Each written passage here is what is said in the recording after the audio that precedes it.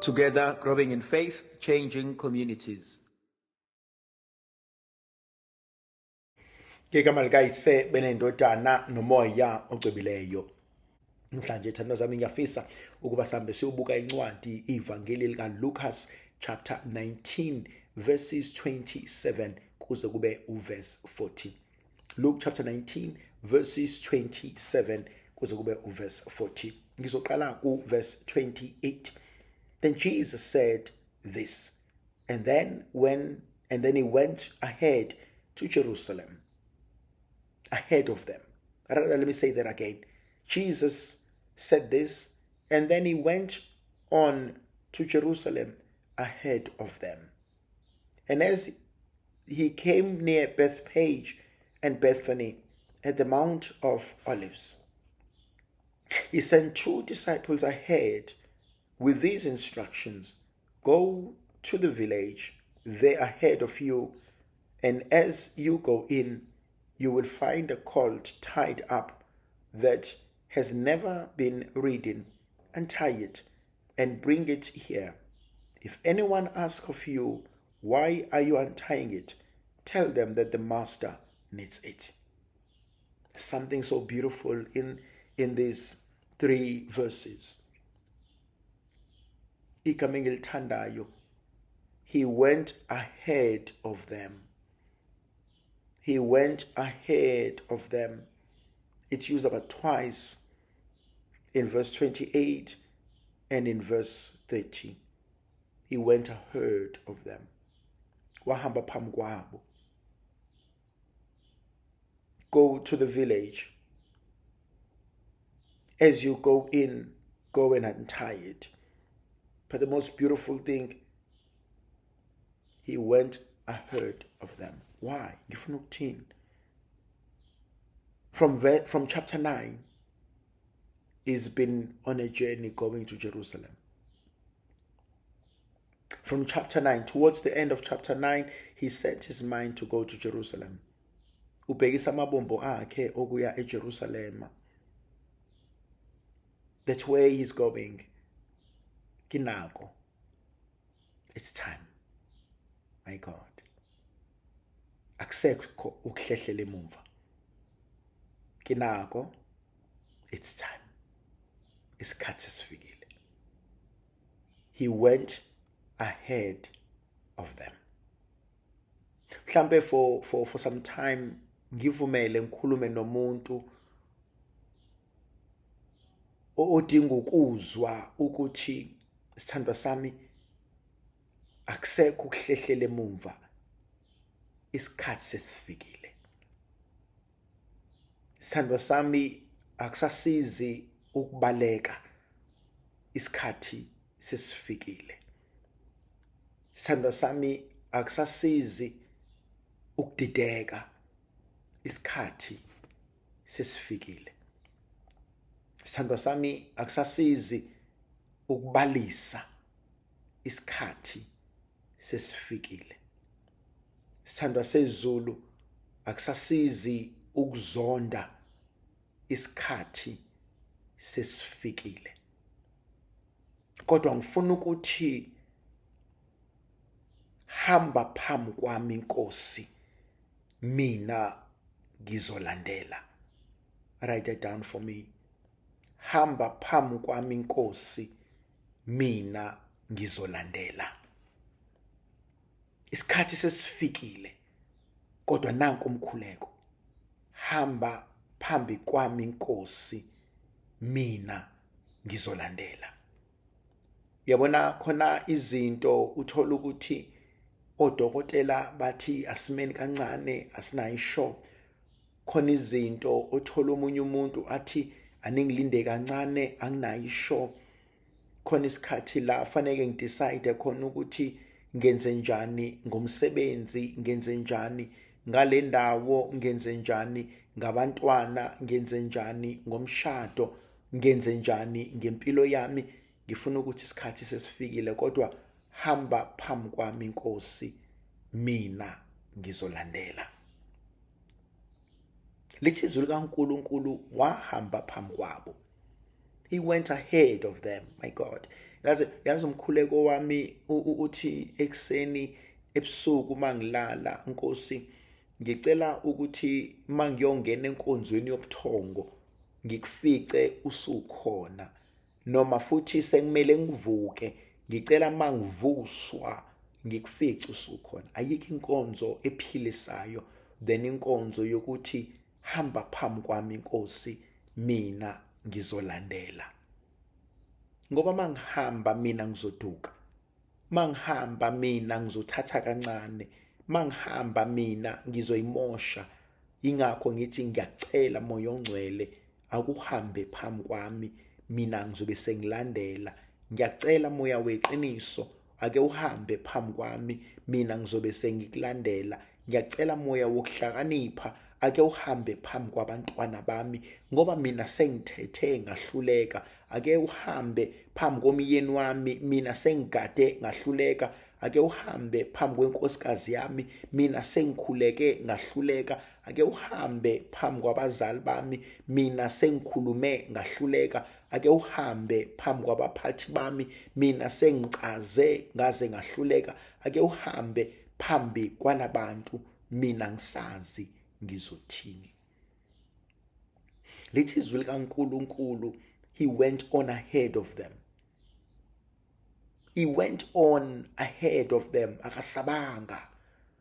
Khona lenkonzo ethi kumina kwakufanele kwakuswelekile ukuba kubo yena odabulayo, kwakuswelekile kubo yena ovulayo, kwakuswelekile kubo yena ovela kuqala, kwakuswelekile kubo yena ohamba phambi kwakho ukuze ukwazi ukuhlala, ukuze ukwazi ukuphila, ukuze ukwazi ukuba ngcono, ukuze ukwazi ukuzamukela. Bekuswelekile ukuba uMoya Ongcwele bekuswelekile ukuba uMoya Ongcwele uhambe ngaphambi kwami. Bekuswelekile ukuba uMoya Ongcwele uhambe ngaphambi kwethu. Bekuswelekile uMoya Ongcwele uhambe ngaphambi kwakho ngoba ukube ngihambe mina bekuzolimala, ukube kukhulume mina bengizomosha, ukube kwenze mina qala ngabasikho la. Thandwa zami, bekuswelekile ukuba ngimcele uNkulunkulu hamba phambi kwami Nkosi. Bekuswelekile ngimcela uNkulunkulu ngilungisele Moya Ongcwele ngoba mina ngiyabhimba ekukhulumeni kwami. Ngilungisele Moya weqiniso ngoba mina ngiyabhimba ekwenzeni kwami. Khuluma nabo uNkulunkulu wethu ngoba mina ngikwazi ukukhuluma kahle, mina ngiyahliphiza. Bekuswelekile. It's never too late. It's never late. Noma ngayitshela ukuthi mina sengonile vele, but it's never too late ukumema. It's never late. Khona lo mhlabeleli athi lapho umuntu engenawo, akakwazi ukwenza lutho. Qhabo konke konakele. Lapho umuntu engenawe Moya Ongcwele, lapho umuntu engakakutholi Moya weqiniso, ayikho into engikwazi ukuyenza ngoba wena umoya ohlambululayo, umoya osenzela konke. Lapho umuntu engenawe akakwazi ukwenza lutho, qhabo konke konakele. Lapho umuntu engenawe akakwazi ukwenza konke. Ayikho into engikwazi ukuyenza ngaphandle kaNkulunkulu, because if ngike ngazama ukuzenzela ngizoyona.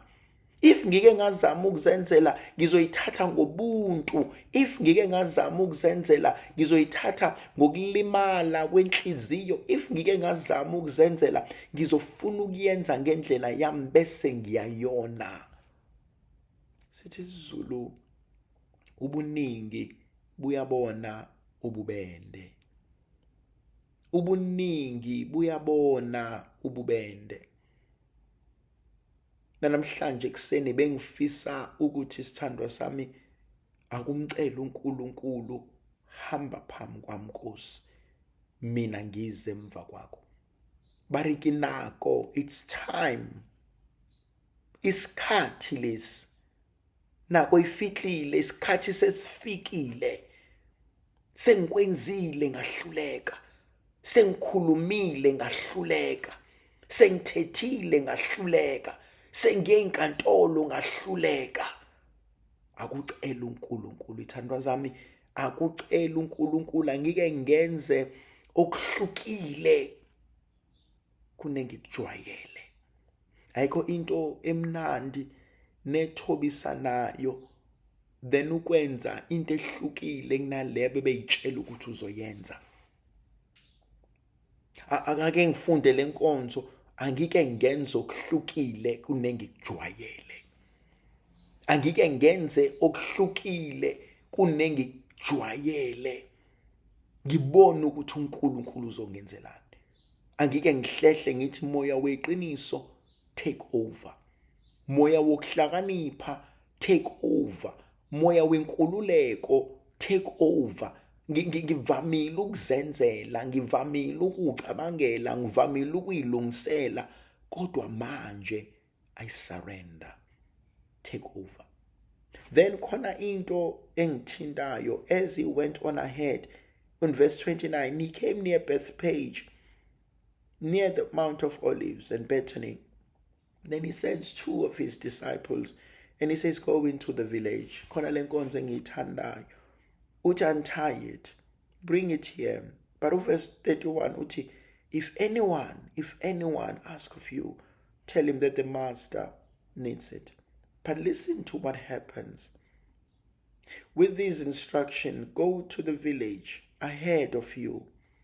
As you go in, you will find a colt tied that has never been used. Untie it, because the master needs it. Ngicela ungilalele le point engifuna ukuyisho la.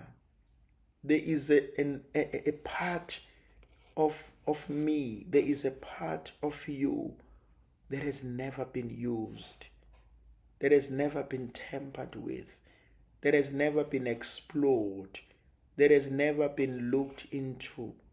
Ayidingayo uNkulunkulu. Kunobuwena obungaziwa muntu abucelayo uNkulunkulu. Lead me to that aspect of me. Lead me into that aspect of me that is unknown to me. Ngiyisenkosi kulolu qobo lwami engingalwazi. There is an aspect of you that is not even known by you. There is an undiscovered territory in you that no one else has ever tapped into, that no one else has ever walked into. Athi uNkulunkulu sesifikile isikhathi sengiyayifuna ukuyisebenzisa manje. We think siyakwazi. We think you have given us everything. We think we have given everything. There is an unwalked territory. There is an undiscovered treasure inside of you that has never been known. Athi uNkulunkulu sekufika isikhathi sokuba ngikusebenzise. Sekufika isikhathi sokuba ngikuveze. Sekufika isikhathi sokuba uzazi ukuthi ubani. Yabona, what I'm talking about, ngifuna ukuthi akukhohlwe kona konke okwaziyo. Akukhohlwe kona konke odume ngakho. Akukhohlwe kona konke oexcela kona. Bese uvumela umoya ongcwele ukise kulolu qobo lwakho obungalwazi ukuthi likhona. Hey. Umuzwa umuntu ethi, I didn't know I was this powerful until I realized I had to step up and survive and live. I didn't know I was this strong until my husband died. I didn't know I was this strong until umma wey'ngane zami died. I didn't know until. Write that down. I didn't know ... until ... Bengazi. I didn't know ... until ... Khona izinto ebesingazazi. Khona izinto ebesingakaze satshelwa ngazo. Khona izinto esingakaze sacabanga ukuthi zonke zenzakale kuthina. You never thought, but look at what God has done for you. You never thought it was possible, but buka amandla kaNkulunkulu. Buka uNkulunkulu ebukisa ngawe. Buka uNkulunkulu eshow off ngawe. Buka uNkulunkulu eshow up ngawe. Buka uNkulunkulu eyiveza ukuthi ubani. You never thought it was possible until. Laba abaningi mabekubuka bezwe isitori sakho, they say, but how did you make it? How did you survive? No one thought you will survive. Banshiya nonke kini bentshela ukuthi nonke nishonile. Bayitshela ukuthi baqedile ngomuzi wakini, kanti abazi ukuthi wena wawuqhulekile. Nawe beyitshela ushonile. Only sekufanele kuyiswe moshwari kwathiwa lo mntwana une-pulse. Baratshelwanga muntu, even nozalo alwazi ukuthi wasinda. Hey thandwa zami, hey moya ongcwele. Khona ama-experiences uNkulunkulu akusindisa kuwona. Khona igameko uNkulunkulu akusindisa kuzona. Khona izimo uNkulunkulu akuvikele kuzona. Because there is uqobo lwakho ongakalwazi afuna ngelinye ilanga ukuthi sibanibani, it's time sokuthi sivakashele that part of you that has always been hidden. It is time to visit that area in you that no one else has ever thought ikhona. Uthi uJesu hambani ningithathele a colt that has never been ridden, a donkey that has never been ridden, because sekuyisikhathi sokuthi ngiyisebenzise. Yabona enhlizweni yami bengizothi ukube bengisenkonzweni kaNkulunkulu, bengizoke ngithi kubazalwane, ume khona othi Nkosi akuthathe lolu qobo lwami engalwazi ofuna ukulisebenzisa, bengizothi akasukuma athi Lord, I surrender. I surrender not because I do not know what else to do, but I surrender because I trust you, my God. I don't surrender because sengixakekile. I don't surrender because sengiphelelwe ushatini. I don't surrender because angisazi ngizokwenza njani. No. I surrender because I trust. I trust.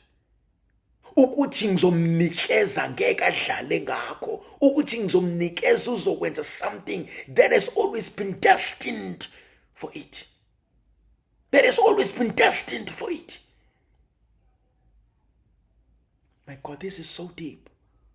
Leah Mbongolo did not know from its own conception ekuzalekeni kwayo akekho wayezohlala kuyona qala before kuhlala iwundlu. There is an aspect in you, in me, that no one else will ever discover except uNkulunkulu.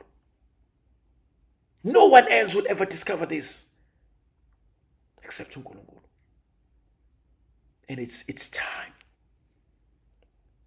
Sesifikile isikhathi sokuba leyo ngxenye yami eyaziwa wena wedwa Nkosi, nami uqobo lwami ngiyazi.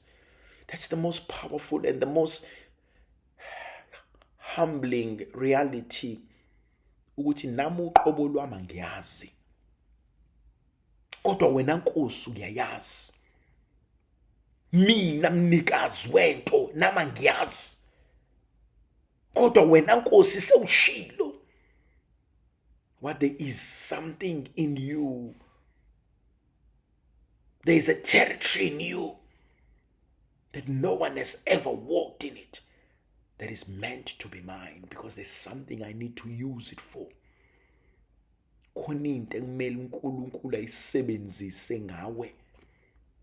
Khona into uNkulunkulu ekumele ayisebenzise ngomshado wakho. Thandwa zami, kwesinye isikhathi siyayitshela ukuthi I know it all. Siyayitshela ukuthi hayi mina sengikwenze konke. Siyayitshela ukuthi hayi mina sengigogodile. Siyayitshela ukuthi hayi sengikhuthuluze ngaqeda. Bengifuna ukuthi kuwena uqambushilo. Khona la ungafikanga khona. Khona la ungafikanga khona. Ngoba ubungazi ukuthi there is an element in you that only God knows. Khona element, khona the hidden room, khona this aspect in you.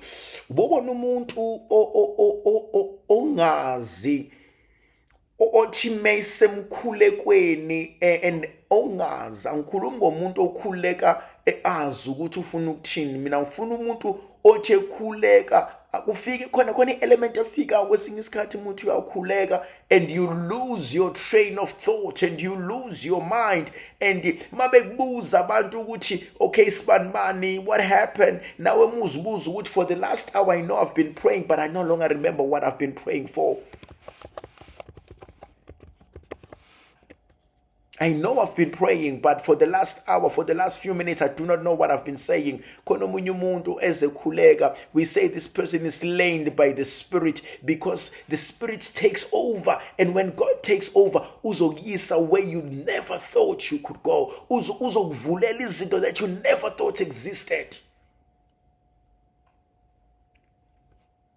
Khona le element engithi mina namhlanje kuseni akumvumela umoya ongcwele ayelawe noba usuyitshela ukuthi sewuqedile khona, ayelawe noba usuyitshela akho lutho khona. Athi uNkulunkulu, by the way, you only went to level 3. Do you know there's level 5, 6, 7, 8, 9, 10, 11, 12? Do you know there exists something bigger? Do you know inside of you, oh my God, do you know that inside of you there is a state president? Do you know inside of you there is a CEO? Do you know inside of you there is a great manager?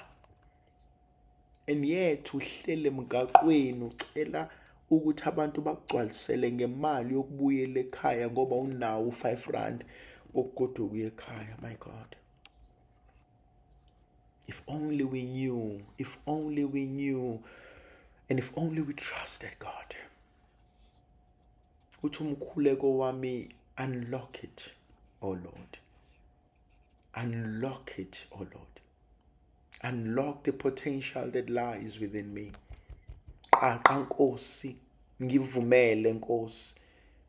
Sometimes mina ngiyaye ngimnika uNkulunkulu imvume ngithi enza ngokubona kwakho manje moya ongcwele ngoba mina ngiyitshethe ngihlakaniphile. Enza ngokubona kwakho manje moya weqiniso ngoba mina ngiyitshela ukuthi ngazi konke. Enza ngokubona kwakho manje uNkulunkulu wami ngoba mina ngiyitshela amaplans amangcono. Enza ngokubona kwakho manje moya weqiniso ngoba wena you will unlock at the right time and you will use the right time and the right key. You will unlock it at the right time. You will unlock it at the right time. Uthi hambani noyilanda because mina sengiyayifuna. Hambani noyilanda. engathi bengingamemeza izwi kumina nakuwena sithandwa sami lisimemeze ngegama lithi sibanibani uNkulunkulu uthe uzocela ukuthi kuwena namhlanje. My God, imagine izulu lingimemeza ngegama lithi uNkulunkulu uthe uzocela ukuthi namhlanje. Ngithi mina hamba umtshetha ayikho leyo, athi uNkulunkulu sekhulumi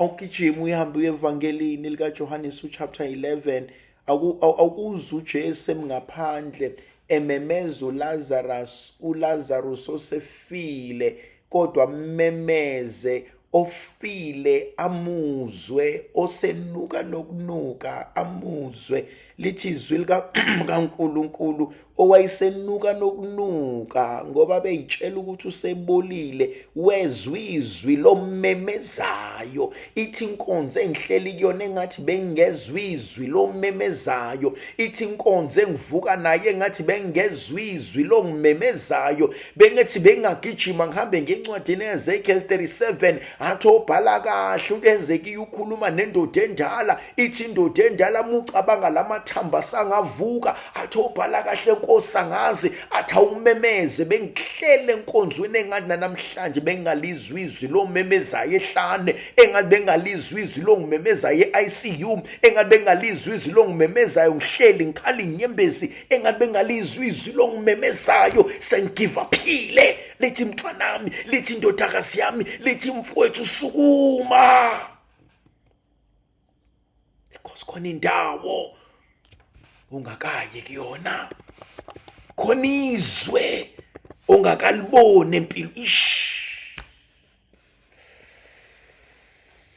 Thanda kumina khona izwe engakalimbuli kuwena. Thanda kumina khona izwe Nkosi ungakangisi kulona. My God, thana ngibhalele phansi sithandwa sami, Nkosi khona izwe ongakangiyisi kulona. Nkosi khona izwe ongakangiyisi kulona. Inside of you. Hey thandwa zami, uthi uNkulunkulu meyibuka uAbraham umfana omncane, athi mfana wami, athi wena uyena nje uAbraham, athi wena uzoba uAbraham, athi wena uzoba ubaba wezizwe eziningi. Athi meyibuka uJakobe, athi wena useyona uJakobe, athi wena usu-Israyeli. Athi ngoba ubambane nami, athi kuwena kuyozalwa esibelethweni sakho into enamandla. Athi meyibuka uSimeyoni, meyibuka uMaria, abuka uJesu, athi lo mntwana ubizelwe okukhulu, athi ubizelwe imfihlakalo. Bengifuna ukuthi khona izwe, khona izwe, khona izwe, khona izwe obizelwe lona, khona izwe, khona izwe. Cela uNkulunkulu, thana Nkosi, khona izwe ungakangiyisi kulona. Ungavuma ukufa ungakayi kulelo zwe. Khona izwe. Thandwa zami, I'm not interested in the physical sense, but I'm interested in who you are called to become. I'm interested in who you are destined to be. I'm interested in who God has always wanted you to be. Ngifuna ukuthi kwena khona izwe ongakayi kulona. Khona izwe wena ongakaliboni. Khona izwe ongakafinyeleli kulona. Ngicela umoya ongcwele, ngicela uNkulunkulu ukuthi Inkosi khona izwe cela ungiyisa kulona. Khona izwe uNkulunkulu ekumele siyise kulona. Uyangithinta lo mfana. In verse 32, they went on their way and they found everything just as Jesus had told them. My God, uyangithusa uLukas mengitshela ngo-32 uthi they went on their way and found everything just as Jesus told them. Write that down for me. They found everything just as God had told them. They found everything just as God has told them. Hey. Ungumlomo ungathethi manga. They found everything just as God has told them. Methembe uNkulunkulu. They found everything just as God has told them. Methembe uNkulunkulu. Ungamgabazi. Methembe umdala weinsuku.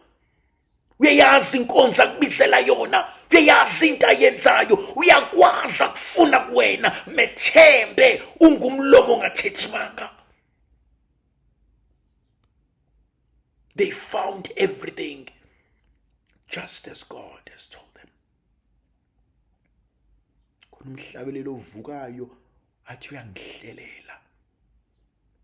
Athi uyangihlelela. Athi wazi ukuhamba kwami, athi wazi ukulala kwami, athi wazi ukucabanga kwami, athi uyangihlelela. Methembe. Methembe. Ungumlomo ongathethimanga. Olimini lakhe ayikho inkohliso. Olimini lakhe akukho ukungabaza. uNkulunkulu wethu akayithembisa into maqedana ashintshe.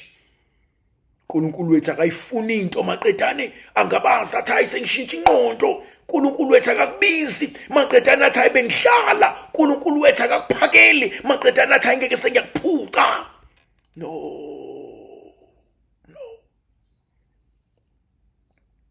Ngumlomo ongathethimanga. Gama lakhe ngumlomo ongathethi. Oh my God. Athi uhuba kahle athi sikhonza uNkulunkulu wezimanga. Akaguquki. Athi umile izolo namuhla naphakade. Bengifuna ukuthi kuwena sithando sami uNkulunkulu ongaguquki. uNkulunkulu olizwi lakhe limile ngunaphakade. uNkulunkulu amakhehla sendulo. Athi ungumlomo ongathethimanga. uNkulunkulu amakhehla sendulo. Athi othi mesephikulumile akaphikiswa umuntu. Athi noqobo lwakhe alukwazi ukumphilisa. Athi noqobo lwakhe alukwazi ukumphikisa ngoba mesekhulumile uyadala. Athi bheka ngidala konke kube kusha. Hayi umlomo ongathethimanga lona. Umlomo ongaphikiswa lona. Athi mase ngikukhulumile, athi no devil in hell, athi no devil in hell will ever change it. Uyahlela balabansi. Uyasihlelela. uNkulunkulu wami uyasihlelela. Write this down for me. uNkulunkulu wami uyangihlelela. uNkulunkulu wami uyangihlelela. uNkulunkulu wami uyangihlelela. Wahlela. Eyithandwa zami uNkulunkulu enye indoda lena, enye indoda. He's a mastermind. He's the mastermind. Akabhayizi uNkulunkulu, akaphelele ushatini uNkulunkulu, akavedane nje uNkulunkulu enza into. uNkulunkulu is not haphazard. He's never haphazard uNkulunkulu. uNkulunkulu doesn't run like a headless chicken. No, he doesn't do that. uNkulunkulu is never haphazard. uNkulunkulu akatatazeli uNkulunkulu. No. When everything panics, when everybody panics, when everybody lose their mind, when everybody don't know what to do, uNkulunkulu, he's a man in charge. Uyahlela. Akatatazeli. He never panics. He Oh my God. If ever I was to give you an animal image of God, uyingonyama, uyingwe, he walks diligently and so powerful. Wawayibona isilo, the tiger, it's so huge, it's so big, and yet it walks so diligently.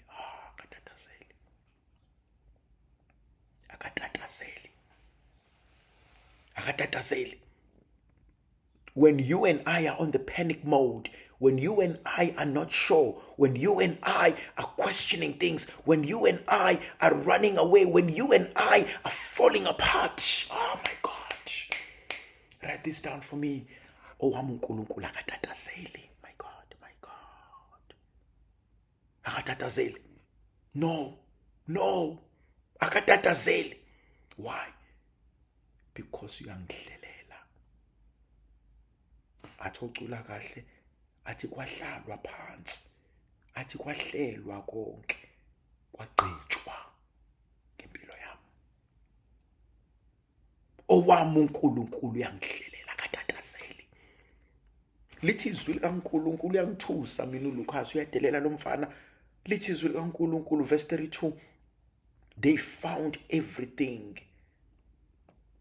just as Jesus told them. They found everything. Bakuthola konke njengoba kwakunjalo. Ngifuna ukuthini kwena? Akumethembe. Surrender. Akuthembisile uzokwenza to the last.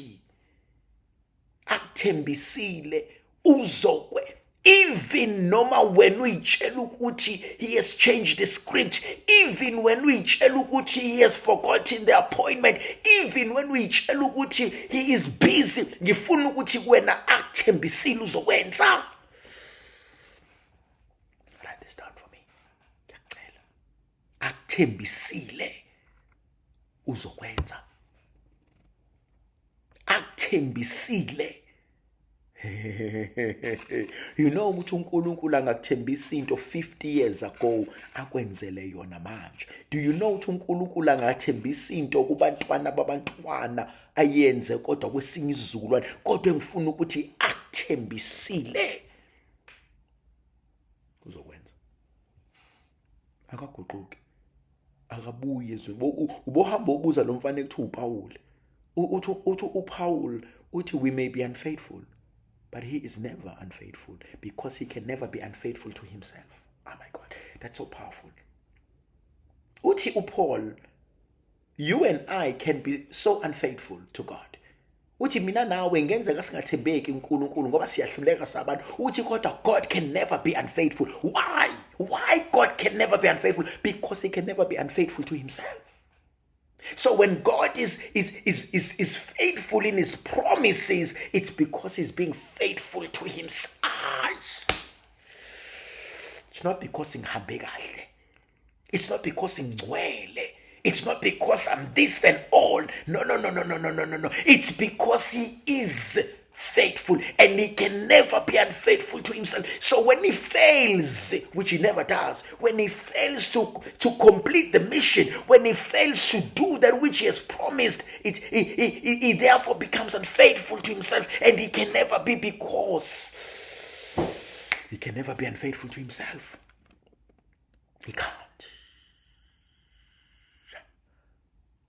Uthini uNkulunkulu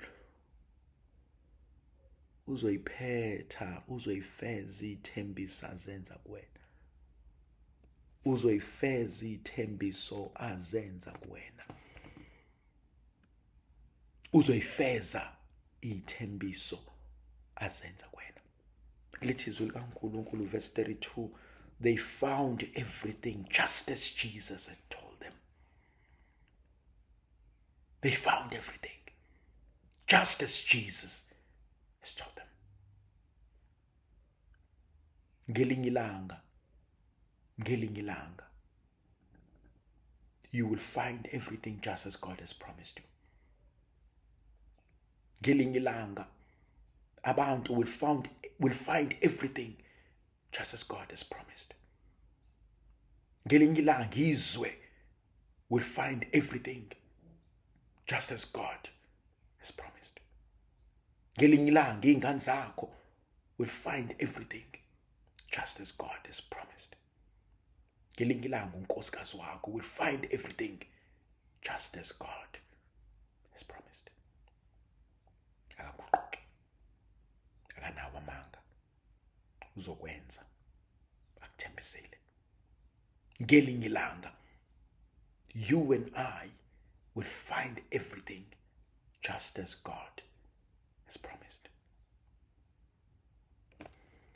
As they were untying the colt, the owner said to them, why are you doing this? Oh my God. Listen.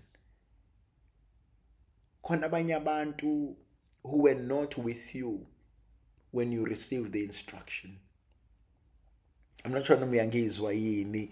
Lalela, khona abanye abantu who were not with you when you received the instruction. Khona abanye abantu who were not with you when you received the promise. Khona abanye abantu who were not with you when you received the revelation. Khona abanye abantu who were not with you when you received the anointing. Write that down for me. Khona abanye abantu who were not with me. You were not with me.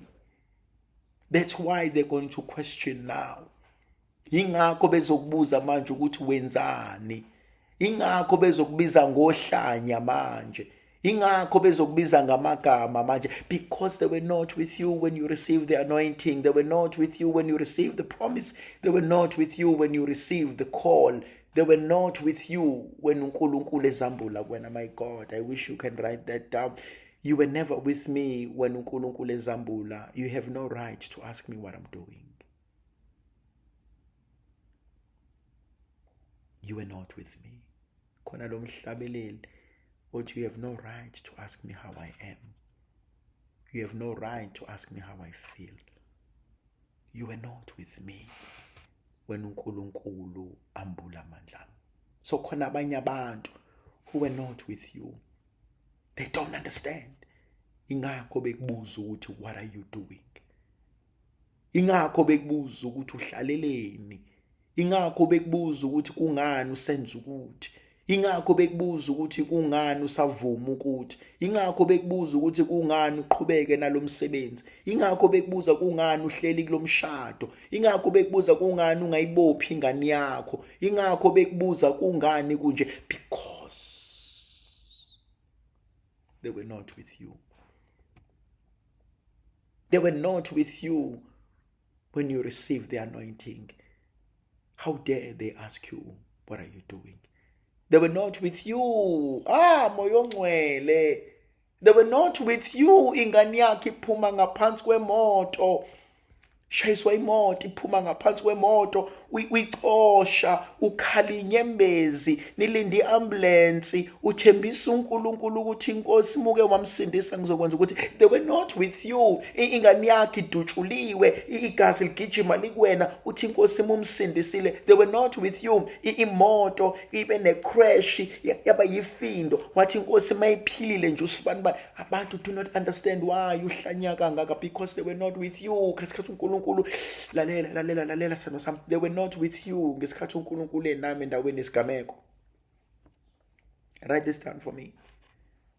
They were not with me when uNkulunkulu was with me endaweni esigameko.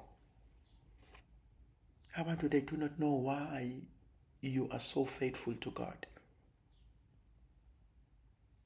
They do not know ukuthi for days, for months, for years, you had to do chemo, radiation, you had to try this doctor and that doctor. They didn't know that for days, for years, for months, you had to change this medication to this medication. For months and for years, Abantu, they didn't know that you struggled with depression. Abantu, they didn't know that you struggled with it. For years, they didn't know what you went through. And for years, they didn't know the pact you had with God. Abantu do not know because they were never there with you in the witness gameko. So they do not have a right to ask you, why are you doing this? Because they will never understand. Bebengekho. Engathi mabekubuza abantu ukuthi ukwenzelani ukuthi besothi sithandwa sami ngeke uunderstand because ubungekho endaweni esigameko bese uyishiya lapho. Uthi ngiyafisa ukukuphendula. Kodwa ukuze ngikuphendule fanele uunderstand indawo yesigameko engiphuma kusona. Ngiyafisa ukuphendula kodwa fanele uunderstand indaba yesigameko engihlale kusona. Ngiyafisa ukukuphendula kodwa you must understand ukuthi kunesigameko. Ogijima uye kuJesu evakashela umuzi womfarisi. Athi mevakashela umuzi womfarisi bese kufika owesifazana ophethe a jug of oil. I'm telling you, bonke bayathetha, bonke bayamthuka, bonke benza izinto. Athi uJesu myekeni, you do not know what she's been through with her God. miyekeni ningamthethisi, animazi, anikwazi ukubonga kwakhe. Uthi ocula kamnandi athi ningababaziswa ukubonga kwami, athi ningathuswa ukubonga kwami, ngoba nikwazi uNkulunkulu angenzele khona. Ingakho umuntu umeze ezofuna ukubonga, akufunakala umlimithe, akufunakala futhi umnqumele, akufunakala fanele umiyeke umuntu, ngoba uyena owaziyo ukubonga kwakhe uNkulunkulu. Nkosi, ngibonga ngoba umuzi omunye athi ukubonga kwami kuncane, moya ongcwele. Thanda zama sibalekeni siye kuleli izwi. Verse 34 athi the master needs it. They answered. Umbuzo uthe, why are you doing it? The master need it. And they took the colt to Jesus. Then they threw their cloaks over the animal and helped Jesus to get on it. The master needs it. Ngathi ngangayikhohlwa leyo nkonzo. Inkosi yangidinga. Khona lento ekumina, khona lento ekuthina njengabantu, uma sesi right siyakhohlwa la sisuka khona. Uma sesi right siyakhohlwa la esisuka khona. Oh my God. May I never forget the mercy of God. May I never forget the love of God. May I never take him for granted in my life. May I never forget what God has done. May I never forget who he has been in my life. May I never forget ukuthi uke waba muhle uthi abantu abazi, abantu bazokudidisa, kodwa umkhuleko wami uthi sengathi inkosi ngekhohlwe umusa oke wangenzela wona. Sho njalo ngelinye ilanga uDavid, madoda, ngiyalithanda lelo khehle elidala. Uthi uDavid emehleli esigodlweni edla ejabula, uneme ubuka yonke into, bese buza umbuzo wodwa uDavid, athi usakhona yini ophilayo womuzi kaSaul noJonathan engamenzela lo musa abantu bami abangenzela wona? Hey my God. Nankumbuzo, usakhona yini engamenzela umusa? Usakhona yini endlini kaJonathan engamenzela umusa? Usakhona ni endlini kaSaul engamenzela umusa? Usakhona yini endlini kaGogo engamenzela umusa? Usakhona yini endlini kaAnti engamenzela umusa? Write this down for me. Usakhona yini ophilayo engamenzela umusa? Usakhona yini engamenzela umusa? Why? Ngoba uDavid uyaqonda, ngilana ngomusa. This was never meant for me. Ngoba uDavid uyaqonda ukuthi uke waba muhle kumina uJonathan. Ngoba uDavid uyaqonda uke wamenzela umusa uJonathan. Wenza isithembiso umfana omncane, wathi mawukuthi oyedwa wethu usephumelele, athi oyedwa wethu ahamba yobheka omunye wabantwana bethu abenzela umusa. Moya ongcwele. Uthi umbuzo wami, uthi umkhuleko wami, usakhona yini engamenzela umusa? Ungakhohlwa. When everything goes well, ungakhohlwa ukubonga. When everything seems so perfect, ungakhohlwa ukubonga. When everything makes sense, ungakhohlwa ukubonga. Usakhona yini engamenzela umusa?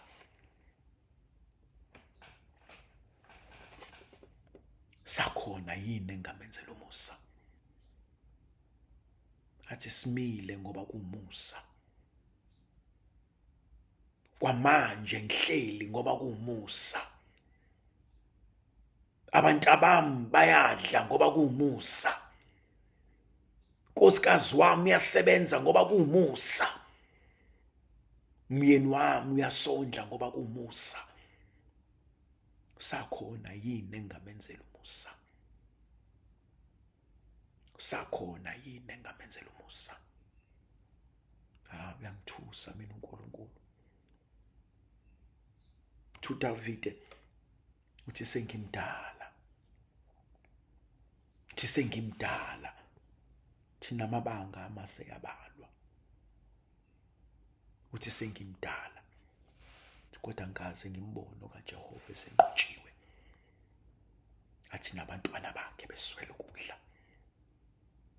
Ngikaze ngimbone kaJehova esenqotshiwe. Bengifuna ukusho njalo namhlanje kuseni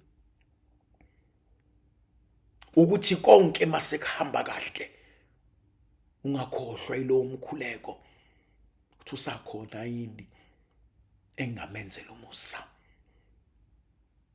Usakhona yini engamenzela umusa, ngoba konke ngikona nenginakho kumusa kaNkulunkulu. Usakhona yini engamenzela umusa? Bangithusa labafana bathi the master needs it. Now lithi maselifika bese beliphosela zonke izinto lezi baligqokisa. Ebese besiza uJesu aligibele. And as Jesus rode on, people spread their cloaks and on the road. And when he came near Jerusalem, the place where the road went down the Mount of Olives, the large crowd of his disciples began to thank God, and they praised him in a loud voice for all the great things that they had seen. Yalithanda leli gama, my God. Mina uNkulunkulu uyangithusa. Lithi izwi likaNkulunkulu, as he went down the road of Mount Olives, as he went down that road, Mount Olives, abantu began to thank God and to praise him in a loud voice for all the great things they had seen. Yazi abantu abazi lutho. My God. He's going down intaba yomnqumo. He's going down the Mount of Olives. Now, if you go to Jerusalem, the Mount of Olives is right there at the bottom. And just up here, there are tombs. And as he's going down the Mount of Olives, abantu babhizi babonga uNkulunkulu ngeyimangaliso uNkulunkulu azenzile nezinto asebeyibonile. And uNkulunkulu uyakuthatha ukubonga kwabo. uJesu uyakuza ukubonga kwabo. And only kuthi mina, if only they knew ukuthi njoba bembongela la eseyakhona useyendaweni yesililo. Slowly, my God. Uzohamba, uzolila. If you go to Mount Olives, next to it there is a church. Ngoba uJesu uzongena kule nsimu uzokhala. Uzongena kule nsimu uzolila. Uzongena kule nsimu uzokabuza icebo likaNkulunkulu. Uzongena kule nsimu athi Nkosi usho. Uzongena kule nsimu kufike bezombopha. Uzongena kule nsimu bafike bafuna ukumbulala. Uzongena kule nsimu athi Nkosi, is this the plan? Oh my God.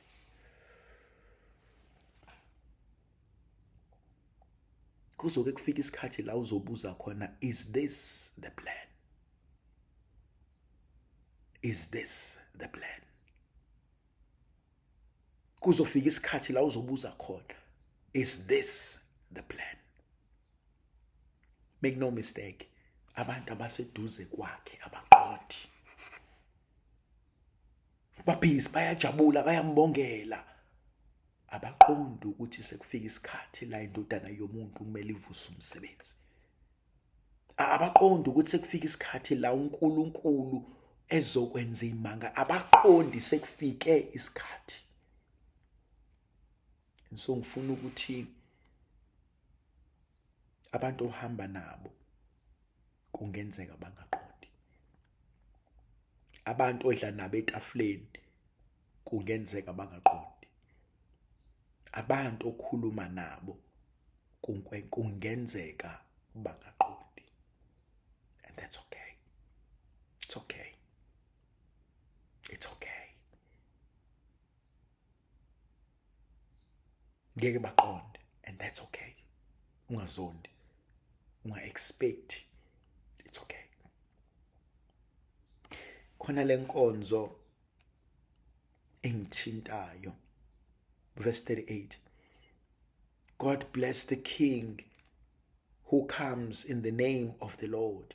Peace in heaven and glory on earth. Hosanna, Hosanna. Then some of the Pharisees in the crowd spoke to Jesus. Master, they said, command your disciples to be quiet.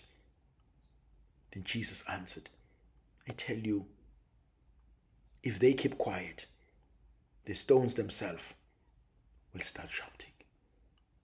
Kunale nkonzo engifuna ukuphetha ngayo. Akekho i-understandayo le nkonzo uJesu phela. Akekho i-understandayo lento esiqala. Laba abanye babhizi bayacula, bayajabula, bathi Hosana, Hosana, wangena oza ngomusa, oza ngodumo, oza ngokuthula. Ngalana bayamlwisa, thulisa labantu babangumsindo. Ngalana bayamlwisa, labantu bakho asifuni benze lento. Kodwa umnikazi wendaba uthi mabengawubangi lo msindo, amatshe azokhuluma. Mabengawubangi lo msindo, umhlabathi uzokhuluma. Mabengawubangi lo msindo, igazi lizokhuluma. Mabengawubangi lo msindo, izwe lizokhuluma. Kodwa uJesu ungena kule nkonzo khona imvuke. Ungena kule nkonzo khona umsindo. Ungena kule nkonzo khona impikiswano. Ungena kule nkonzo zibambene ngeziqu zamehlo. Ungena kule nkonzo bonke bayaphikisana. Kodwa uJesu ungena kule nkonzo. Why? Ngebaqonde. Khona inkonzo ozongena kuyona akekho ozoyiqonda ngaphandle kwakho noNkulunkulu. Khona inkonzo ozongena kuyona, even umyeni wakho elala eduze kwakhe embedeni wakhe, even unkosikazi wakho uma wey'ngane zakho, even uma owakubeletha wancela, ngeke ayiqonde. Khona le oh my God, write this down for me. Khona le nkonzo engimele ukuba ngiyigcine, Nkosi mayenzeke. Khona le nkonzo engimele ukuba ngiyigcine, Nkosi mayenzeke. Write it down for me. That's my last word. Khona le nkonzo engimele ngiyigcine, Nkosi mayenzeke. Kukhona le nkonzo engimele ngiyigcine, Nkosi mayenzeke. Kukhona le nkonzo engimelwe ukuba ngiyigcine, Nkosi mayenzeke. Ngibayiqonda abantu. Noma ngathiwa sekunomsindo ongakanani. Noma ngathiwa sekuney'vunguvungu ey'ngakanani. Noma ngathiwa sebephikisana kangakanani. Khona le nkonzo ekumele ngiyigcine, Nkosi mayenzeke. Ngegama likaYise, benendodana nomoya ogcobileyo. Amen.